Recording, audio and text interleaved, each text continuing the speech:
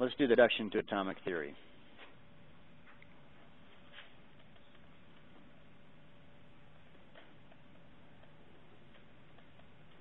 There's actually two big parts to atomic theory. It's actually not just atomic theory, it's atomic theory and bonding. We did this as two separate chapters in our book. Sometimes they'll mix and match these questions, but atomic theory has to do with things like electronegativity, ionization energy, electron affinity, atomic size. And so here it's where you have to kind of know your periodic table and know it relatively well. So what do we need to know about our wonderful periodic table? And what's that? Ionization energy. Energy to remove an electron from an atom. Who has the highest ionization energy of anybody? Helium. Fluorine is the highest electronegativity. And actually that's what we call the first ionization energy. So if we take, for example, magnesium. Let's take the element magnesium. I'm going to make up some ionization numbers, but I'm going to be, since first ionization energy, energy to remove one electron, let's say that takes 500 kilojoules per mole. This takes 1,000 kilojoules per mole. Usually it's about double. It's actually usually maybe a little bit double. We'll just, and this one is 6,000 kilojoules per mole. Explain. Two things. Question A. Why does the second electron take more energy?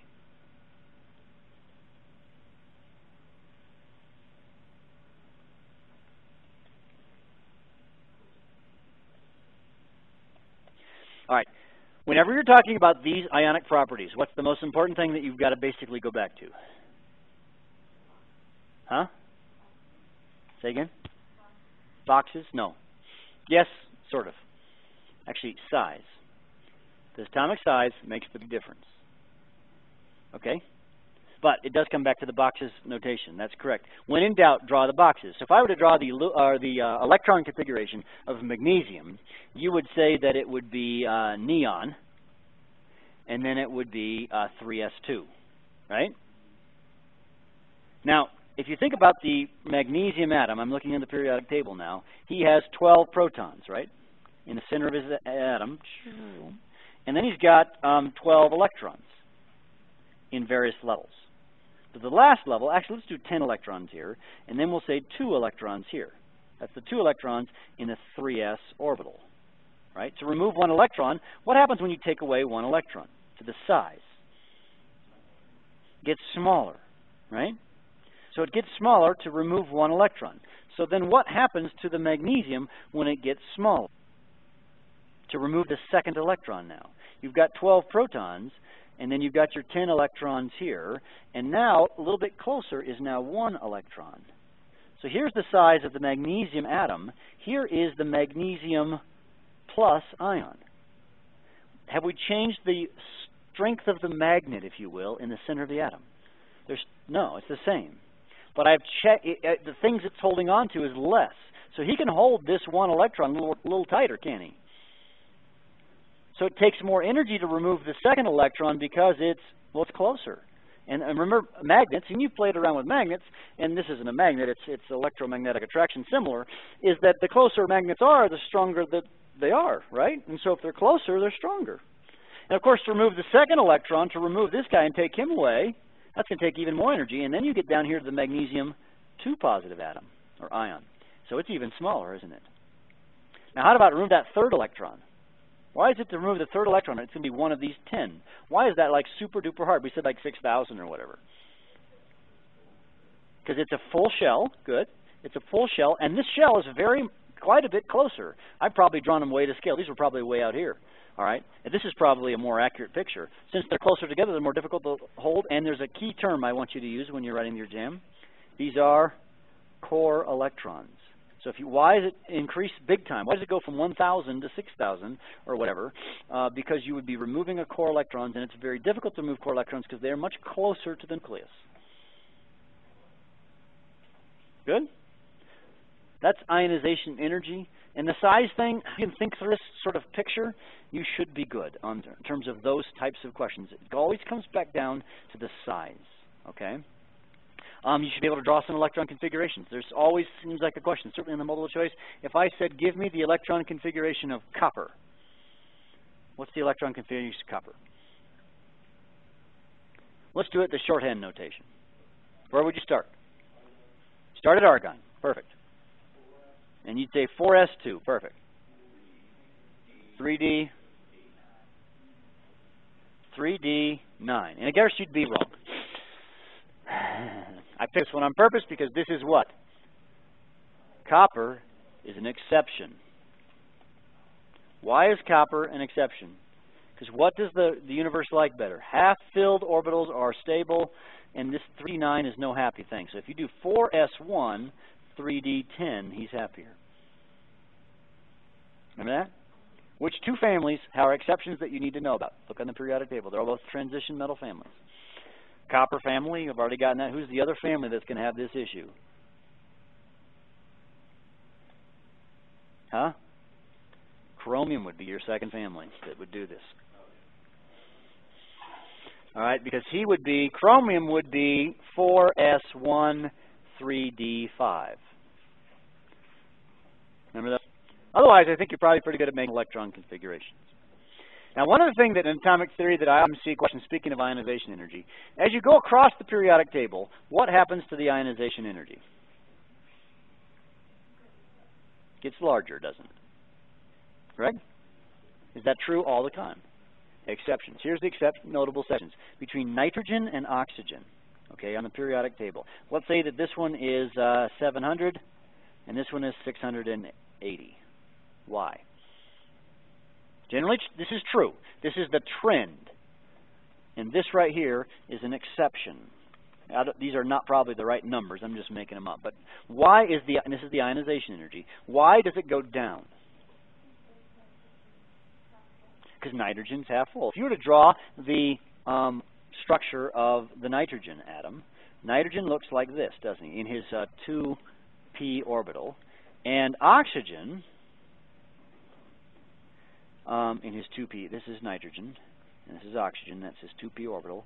He's going to have 4 electrons, and that extra electron is not part of a half-filled orbital, is it? Half-filled orbitals are stable.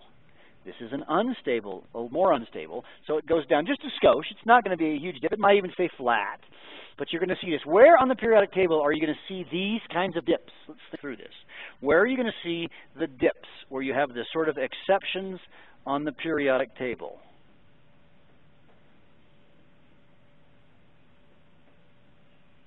We already noted here, basically between nitrogen and oxygen. That basically means all the way down, basically. Phosphorus and sulfur, etc. Where else are you going to see these kinds of interesting breaks? In the middle of the transition metals. So that would be between manganese and iron. There's 2 more you're missing. Where? Huh? Yeah, the full ones count too, don't they? So between zinc and gallium, and of course down, gallium and or cadmium and indium. All right, and also here between calcium and scandium. And by the way, that also applies. Are we missing one? It would also apply between magnesium and aluminum. Don't forget that's like a gap too, isn't it? So otherwise, they're going to go up as you go across. But you're going to see dips or possibly flat. In the transition metals, my recollection is that what happens in the transition metals is they do go up and then they flatten and then they go up. But you do get a dip here and then they rise and there's a dip there and then up. Actually, I think it's probably even steeper. Okay? Something like that.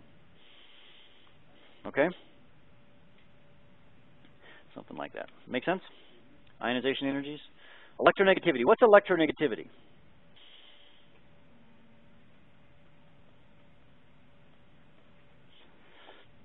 It's tug of war. And who's fighting for what? Who's tugging? So you got fluorine, you got hydrogen. What are they fighting over? Electrons. All right, and then this battle between electrons. The most electronegative atom has so they would typically share 2 electrons, but the electrons sort of live closer to the fluorine. So if they live closer to the fluorine, then he gets a slightly negative charge, and he gets a slightly positive charge. That makes the molecule, or the bond, pardon me, polar.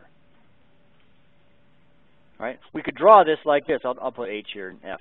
We would draw this like this, and we would draw an arrow pointing towards the more electronegative atom. Who's the most electronegative atom on the periodic table?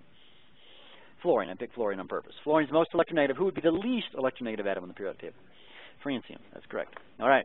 So electronegativity, and I did this because this leads us into bonding.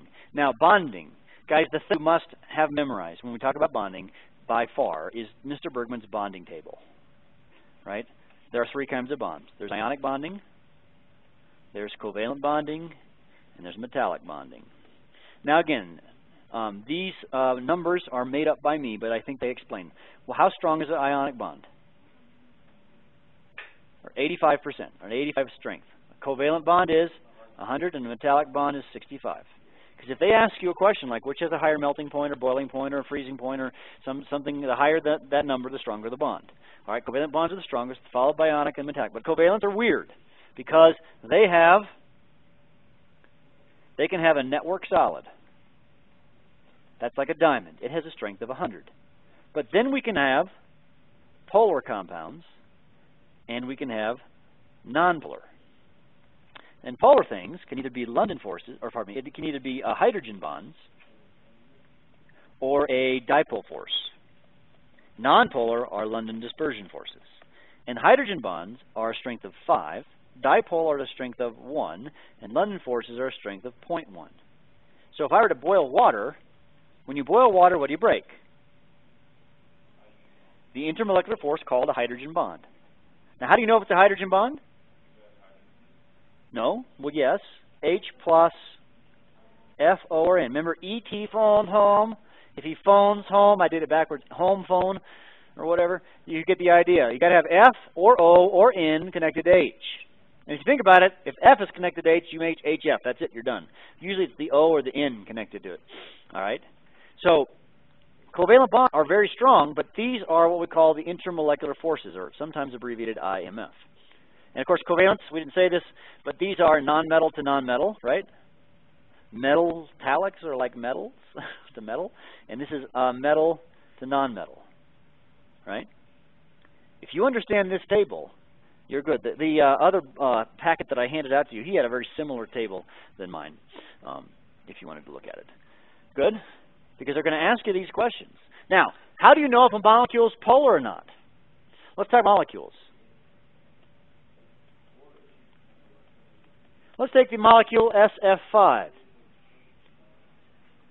What would you probably need to, when in doubt, what should you do if you get a question like this? Actually, not if, when you get a question like this.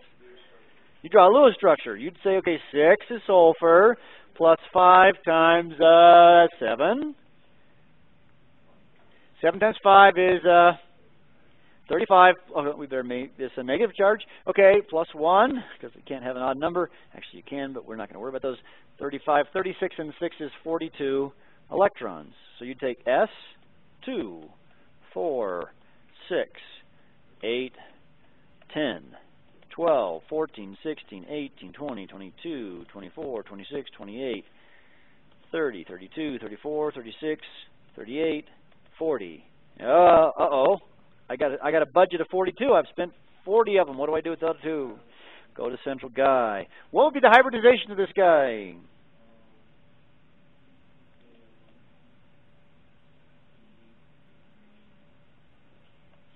sp3d2, because there's how many clouds? 6 clouds, right? You got 5 bonds plus 1 pair is 6 clouds. Now, what would be his shape? Uh-oh. Memory list. You guys, you use charts. This is a square pyramid. Okay? And would he be polar or nonpolar? He would be polar. Your square pyramid will tend to be polar, etc. Remember all this stuff? If you do not have your memory or your shape paper or what do you want to call it memorized, you got 15 days, right? You just got to know it, okay? What would be the bond angles? That's based upon the shape, right? It's a square pyramid, right? It's going to look like it's a square pyramid. It's going to look like that. There's a central in there. Basically, they're all 90 degrees because it's a square pyramidal. Your shape paper has all your bond angles, right? That's a square pyramid. If you ended up on a trigonal bipyramidal, remember the trigonal bipyramidal, you have the central guy, and then you'll have at 120 degree bond, that's 120. Okay, it's going to look like that. I don't know if you can see that these are all in a circle of 120 degrees here. Oops. Yeah. Oops, that's 120 from there to there. And from here to here is 120, and this is 120. And then between here and here, this is the one that's got two bond angles. It's 90 and 120. That's a 90. Is that ringing bells? This is a trigonal bipyramidal. If you take off one of these guys, what do you get? My favorite shape of all? No. If you took away this guy right here, you get the seesaw, don't you?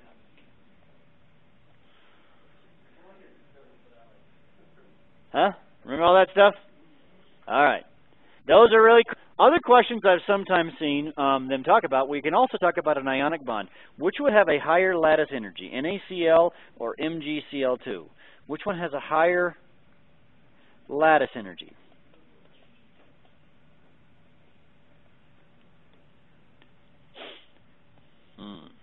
This is Coulomb's law, you physics people. Have you studied Coulomb's law yet? All right. The energy is K, Q1, Q2 over R. What's Q stand for? Charge. So for NaCl, they both have Cl's, and find sodium and magnesium on the table. Just turn your eyeballs and look at it. Sodium and magnesium are really close to each other, so the size of sodium and magnesium are pretty close to the same. They're not the same. So basically the R is about the same, but what's going to change here? The charge. It's going to be positive 1, negative 1 over R. That's the NaCl. And the MgCl2 is going to be positive 2, negative 1 over R. So the magnesium chloride wins. Which one's going to melt at a higher temperature? Magnesium chloride. So if you wanted to have the strongest ionic compound possible with the highest melting point, what would it be? What would you want? Well, what two features? Look at this equation. You want to have small radius, and you want to have big charge. What is it?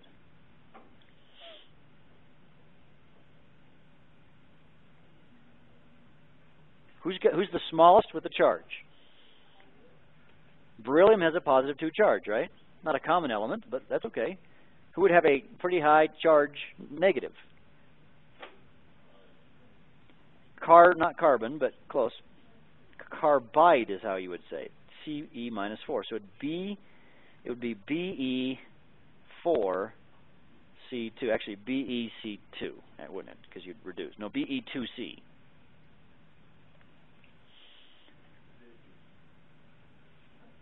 B2.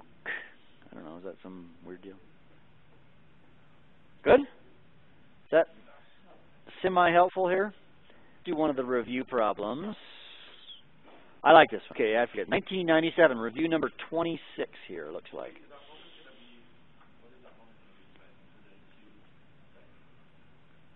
Both. And work on your review cards and all that stuff. So, yeah, I know.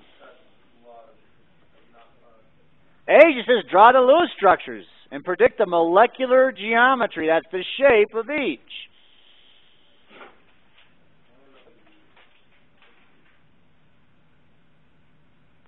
All right, see what you can do. All right, let me get these done here. A PF3 is going to look like this.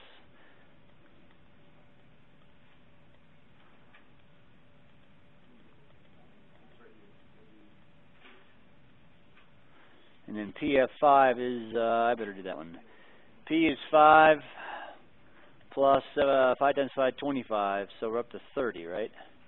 So 2, 4, 6, 8, 10, 12, 14, 16, 18, 20, 22, 24, 26, 28, 30, 32, 34, 36, 38. Is it 40? All right, I can't add. It's 35. I knew that. Okay, that's it. So this is going to be a pyramidal, right? That was the, and this is going to be trigonal bipyramidal. Okay. Is PF3 polar or is it nonpolar? Explain.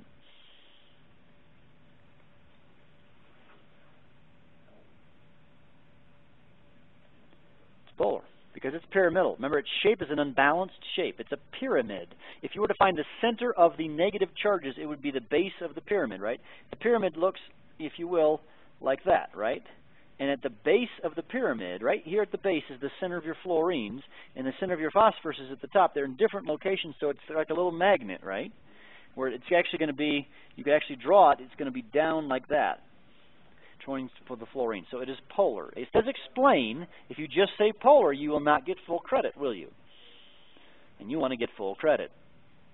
Number C, on the basis of bonding principles, which of the following compounds exists? Or do they both exist, or do one of them exist? What do you think? Is when they give you a question like that, is there something sort of implied? One of them probably doesn't exist, right? Now find N and AS on the periodic table.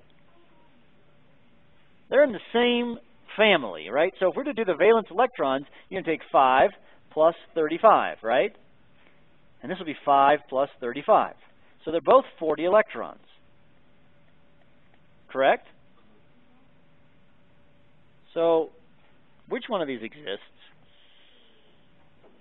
This one does. This one right here exists. Because when you draw this, actually, if you think about it, we just drew PF5, right? So ASF5 is going to look exactly the same as PF5. And so would NF5 if we drew it. But there's a problem with what? How many clouds are around ASF5? 5.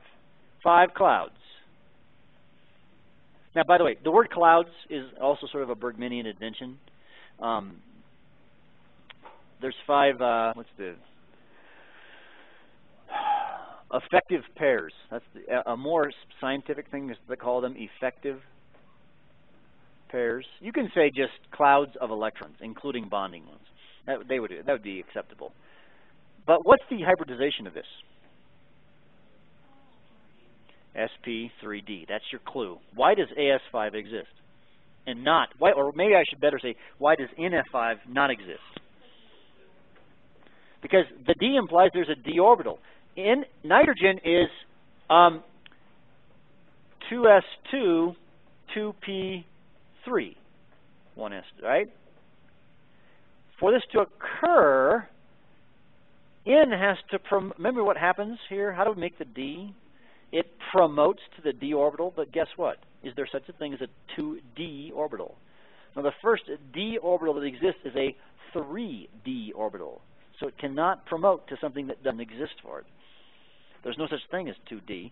You could also mention the fact that nitrogen is too small. Okay, nitrogen is a very small atom compared to arsenic, right?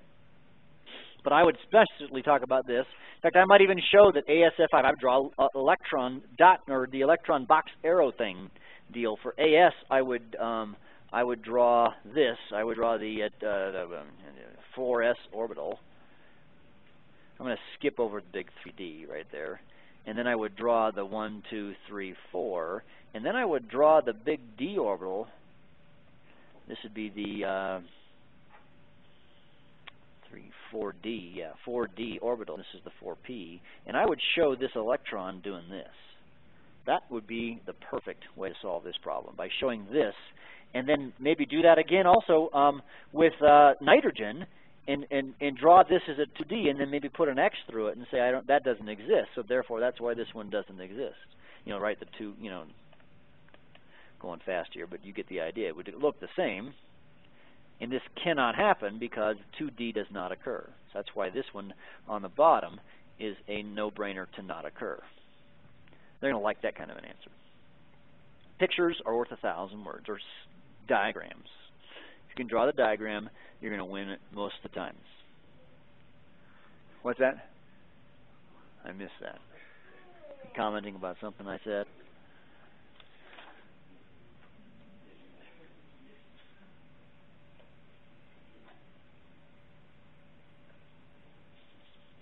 Let's go back just a couple of years, 2003, review number 30. Let's do review number 30 now.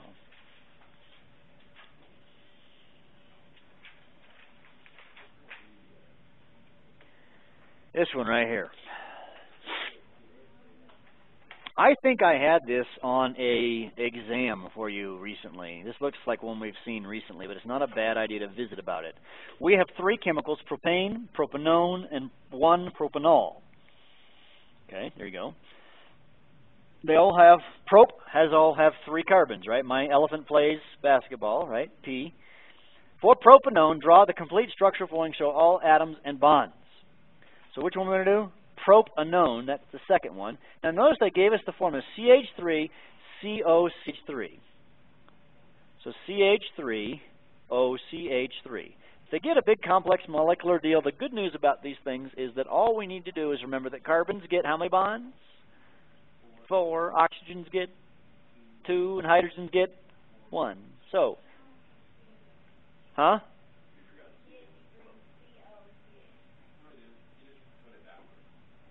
Did I do it wrong? Oh. Okay. So CH3, COCH3, my bad. Okay, so if you see CH3, what are you going to think? He's going to have 3 hydrogens branching off of him, right? And then the next thing is the next carbon. And then we've got another CH3 group. What do I do with this O? There we go. Is that complete? No, we're missing something. 2 electrons, or 2 pairs of electrons on your oxygen. It doesn't say including extra electrons, but it's never bad to put them on there. Okay, is everybody happy? Yes, they are. Predict the approximate carbon-to-carbon bond angle. So carbon to carbon. Basically, each carbon to carbon, that's going to be either this bond or this bond. How many clouds? 3 clouds. Bond angle then is, and so if it's 3 clouds, it's trigonal planar, so it's 120 degrees. See how the shape paper is critical here? Got to know your shape paper. All right, for each of the pair of the compounds, explain why they do not have the same body for their standard heat of vaporizations. You must include specific information about both compounds. So we'll look at propane and propanone. Well, this is our propanone, right? So propane, actually, at this point, I think what's going to be wise on this question is to draw the Lewis structure of everybody. Didn't say to do it, does it? But when in doubt, draw it. So this is propanone. So, because if you can do this, you can answer all the questions. Propane is simply this, right? CH3, CH2, CH3. This is propane.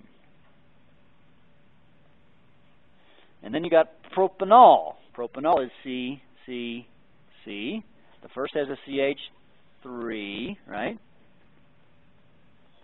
The next one has a CH2. The next one has a CH2, but it's also got a OH. Now, what do we really need to know about each of these things? What does this tell us right here?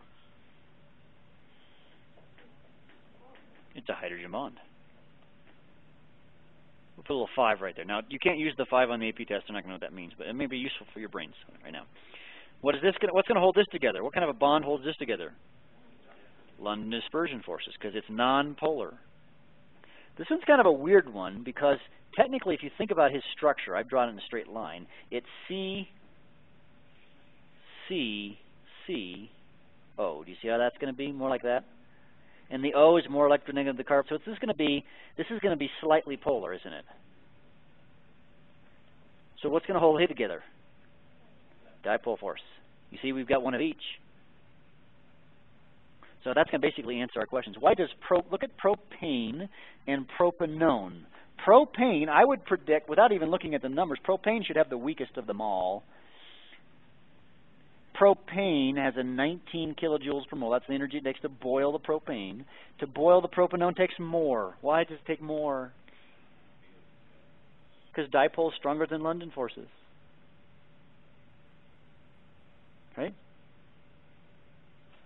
You would say that propanone is slightly polar and therefore is held together by the intermolecular force dipole force. Propane is, because they said you must comment on both. Do you see that? It's very important that you read the instructions. Read the whole question. And propane is held together by weak London forces. London forces are weaker than dipole forces. That's the answer. Propanone and 1 propanol. Well, guess what? This one's 47, and this one's 32. In fact, it wouldn't be bad to even write that down. Then we can see. Why is 47? Why is this 47 versus this 32? Hydrogen bonds are stronger than dipole forces. End of story. I mean, you see how drawing this tells them everything, and then labeling it: polar, nonpolar, slightly polar, etc. I mean, if you draw this, the question's basically done.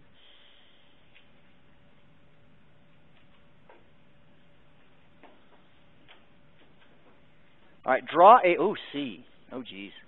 I don't know that we're going to see one of these this year, but it's not bad. Draw a combustional formula for the isomer and the molecule you drew in Part A.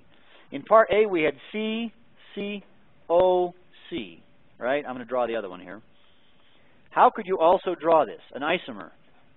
The bonds here go to H's. How about if I did C, O, C, C? I bet I can get the same number of hydrogens. 1, 2, 3, 4, 5, 6. 1, 2, 3, 4, 5, 6, 7, 8. Okay, that didn't work.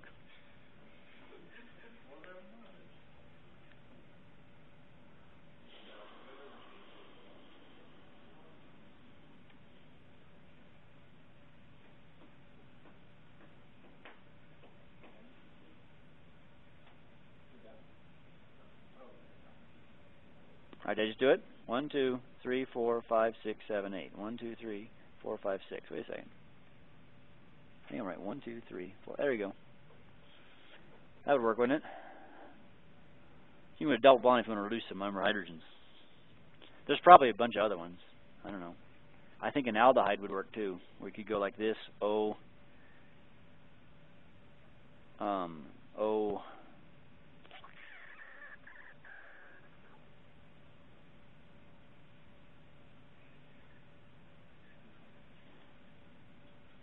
You know, a duh. You could also just do C, C, C, O, H. That might be a lot easier to figure out, wouldn't it? There's quite a few examples. All right, given the structure formula of propine, all right, so propine, you've got lots of propes are a deal here. C, C, triple bond C, H, right? Okay, indicate the hybridization of the carbon atom that's got the arrow to it. What's his hybridization? How many clouds? 2, so therefore he is sp. Indicate the total number of sigma and pi bonds in this molecule. All right. What's a sigma bond? Is a single bond and also the first part of a double or a triple. So there's, in terms of sigma bonds, this is a sigma bond. This has a sigma bond. 1, 2, 3, 4, 5, 6. So there are 6 sigma bonds. And how many pi bonds? 2, which is the second and the third bond there.